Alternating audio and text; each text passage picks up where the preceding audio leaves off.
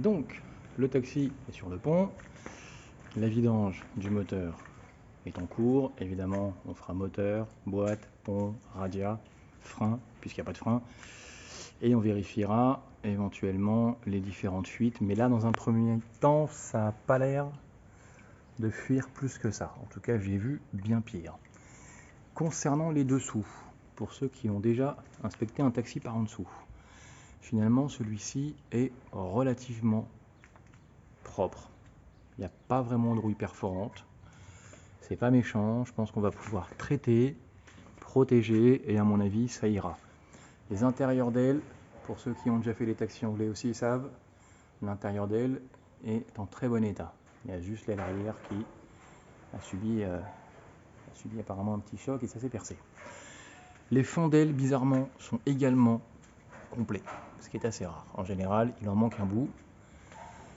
Le fond de coffre, pareil. Et ici, on a quand même un petit trou au niveau du fond d'aile arrière. Il fallait s'y attendre. C'est rare de mettre un taxi sur le pont et de ne pas trouver au moins ça. L'aile intérieure ici est aussi très propre.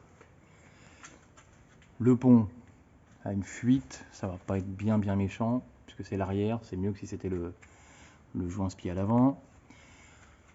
Ensuite, le bas de caisse gauche, eh ben, il est pas mal aussi. On va juste le traiter, le protéger et ça ira bien.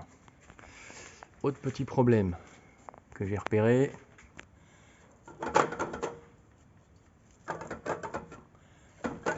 l'échappement est en train de se désolidariser du silencieux. Donc ça, c'est à changer. Et dernière petite chose qu'on va devoir faire dans un premier temps, on a quelques cylindres blocs qui ont du jeu. Vous voyez, logiquement, ça ne doit pas bouger.